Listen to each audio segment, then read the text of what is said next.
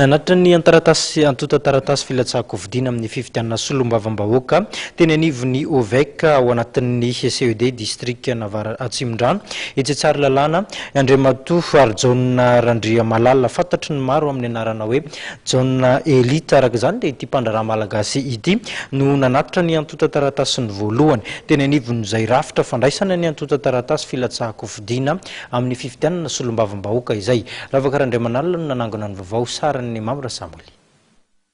Kandida voalohany tonga nanatitra ny antota taratasy firotsahako vidina amin'ny fifitianana solombavambahoaka teto amin'ny biraon'ny OVEC eo anivon'ny CED Atsimondrano izay manana ny biraony eto Tsaralalàna i John Randriamalala na i John Elite izay atolotry ny fikambanana fanasina ho fampandrosoana Atsimondrano.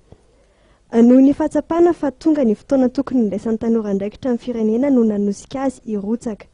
Ity kandida ity izay nambarany fa efa niomana hatramin'ny ela ho amin'ny fiatrehany ity fifidianana ity. Moa ny tenako dia mbola mamerina foana mampirisika an'ireo tanora somary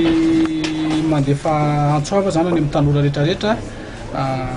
tsara raha mandray andraikitra ny tanora hiditra any amin'izany atao hoe fifidianana solombavambahoaka zany satria efa fotoana izao isian'ny fiovana eo amin'ny resaka zany fanaovana ny lalàna izay misy eto amintsika.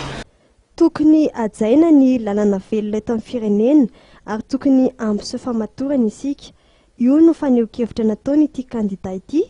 raha naneho hevitra manoloana ny fanemorana ny fehim-potoana farany ho amin'ny fandraisana ny antota taratasy amin'ny 12 ny volana Jona ho avy izao raha toka tokony ho amin'ny 9 ny volana May ho avy izao izany tany am-piandohana. Raha tena vonona ny kandida tsirairay hiditra amin'izany ataontsika hoe faninanana masina ho fampandrosoana Madagasikara izany ny anay izao dia efa 3 volana meloa dia efa nikarakaraina daholo ny antota taratasy efa ela nikarakaraina zavatra rehetrarehetra ka dia somary gaga ihany moa ny tenako fa dia manentana foana eto hoe aleo rentsika mba hanaja ny lalàna izay misy.